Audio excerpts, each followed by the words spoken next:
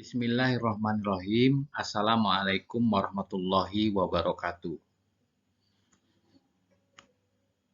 Pada kesempatan ini saya akan menyampaikan konstruksi mata kuliah institusi pada workshop konstruksi kurikulum FITK UIN Sumatera Utara Medan.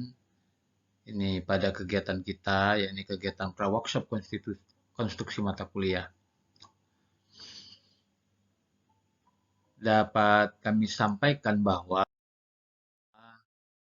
FITK itu sudah merumuskan visi kita, yakni menjadi fakultas unggul tingkat Asia Tenggara dalam pengembangan pendidikan Islam terpadu berbasis transdisipliner untuk menciptakan masyarakat pembelajar yang mandiri tahun 2035. Fakultas Ilmu Tarbiyah dan Keguruan kini mengelola 15 program studi dengan 11 program sarjana, 3 program magister, dan 1 program doktor. Tentu Fakultas Ilmu Tarbiyah dan Keguruan harus memperhatikan ke-15 program studi ini menjadi bagian dari upaya untuk meningkatkan kemampuan sehingga mencapai fakultas unggul di tingkat Asia Tenggara dengan berkolaborasi dalam berbagai pihak. Dalam rekonstruksi mata kuliah, perlu kami perhatikan bahwa mata kuliah UIN Sumatera Utara Medan ada 2 hal penting yang terjadi hari ini, yakni tentang merdeka belajar itu dalam skala nasional, kemudian tentang wahdatul ulum itu dalam skala universitas. Tentu kedua ini menjadi pertimbangan sehingga mata kuliah tahun 2016 sampai tahun 2020, di mana 13 mata kuliah yang telah ditetapkan oleh universitas, kini terkonstruksi atau disempurnakan oleh SK Rektor tahun 2021 menjadi 13 mata kuliah dengan rincian beberapa mata kuliah yakni Pancasila, Kewarganegaraan, Al-Quran, Hadis, Ilmu Tauhid, Wahdatul Ulum, Sejarah Peradaban Islam, Fikih Usul Fikih, Etika Akademik, Filsafat Ilmu, Bahasa Arab, Bahasa Inggris, dan Bahasa Indonesia. Jadi perubahan antara 2016 sampai 2021 dapat kita lihat 13 mata kuliah itu tetap. Hanya nama mata kuliah yang berbeda. Begitu juga dengan institusi pada tingkat fakultas. Mata kuliah pada Fakultas Ilmu Tarbiyah dan Keguruan UIN Sumatera Utara Medan, bahwa mata kuliah ini tentu dijabarkan untuk mewujudkan alumni FITK sesuai dengan visi, misi, dan tujuan, serta strategi sebagaimana kita bacakan tadi. Kompetensi FITK UIN Sumatera Utara yang memiliki karakter khusus yakni sarjana Wahdatul Ulum dalam bidang pendidikan. Ingat, sarjana UIN itu sarjana Wahdatul Ulum, tapi khusus pada bidang pendidikan. Ini penting.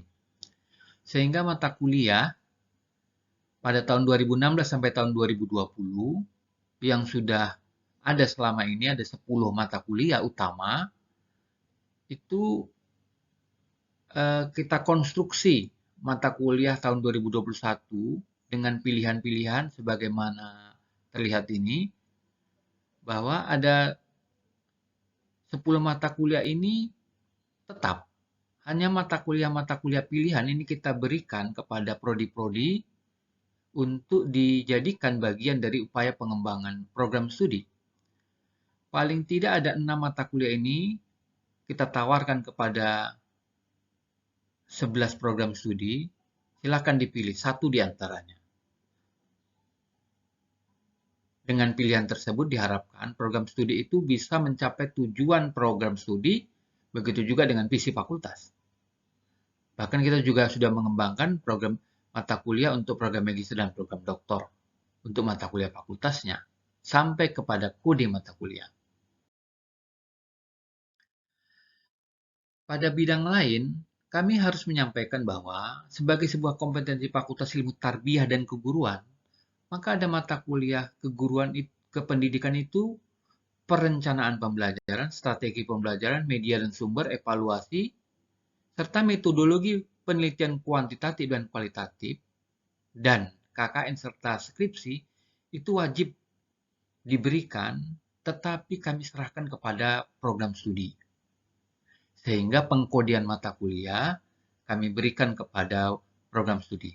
Namun demikian, ada kontrol utama atau kendali yang bisa menjadi bagian penting, karena nanti pengkodian itu akan terkait dengan bagaimana membuat transkrip nilai, bahkan sampai ke predikti. Kami sarankan mata kuliah perencanaan pembelajaran itu bisa diberikan pada semester 3 atau 4. Hanya kodenya harus kita seragamkan. Tentu kode ini nanti setelah kode 01 universitas, kode 03 fakultas, kode 00 ini akan diisi oleh kode prodi masing-masing. Baru pengkodean mata kuliahnya harus kita seragamkan. Bahkan sampai KKN dan skripsi. Mohon ini diperhatikan lebih jauh.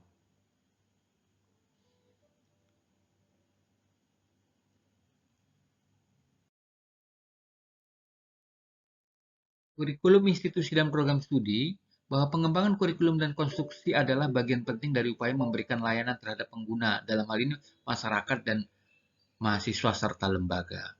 Karena mereka yang akan memetik hasil dari kurikulum kita ini. Tentu institusi punya pertimbangan-pertimbangan. Pertimbangannya adalah mandat negara sebagai lembaga pendidikan tinggi, visi dan misi, tujuan, serta strategi dari universitas atau fakultas. Universitas dan fakultas tentunya. Penyediaan perangkat sistem. Jadi yang dikembangkan dalam kurikulum itu juga institusi harus menyiapkan perangkat dan sistemnya. Tidak sekedar hanya menjabarkan mata kuliah selesai. Begitu juga dengan program studi harus memperhatikan asosiasi program studi. Program studi itu punya asosiasi se-Indonesia, bahkan mungkin mendunia. Mereka punya standar-standar khusus tentang alumni dari program studinya. Kemudian perlu diperhatikan ada distingsi spesifikasi setiap program studi yang membedakan program studi di UIN Sumatera Utara dengan program studi yang ada tidak di UIN Sumatera Utara. Baru juga memperhatikan kompetensi lulusan yang akan dihasilkan. Tetapi juga harus diperhatikan, ingat, subsistem institusi. Program studi itu boleh tumbuh berkembang, tetapi harus diingat, dia adalah bagian dari fakultas dan bagian dari UIN Sumatera Utara Medan. Berpikir sistemat sebagai subsistem institusi tetap penting. Inilah bagian-bagian yang menurut saya perlu diperhatikan ketika kita mengkonstruksi mata kuliah.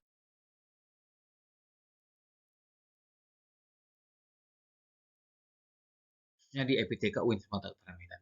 Terima kasih, selamat berworkshop. Mudah-mudahan sekecil apapun yang kita lakukan hari ini menjadi bagian dari ibadah kita. Assalamualaikum warahmatullahi wabarakatuh.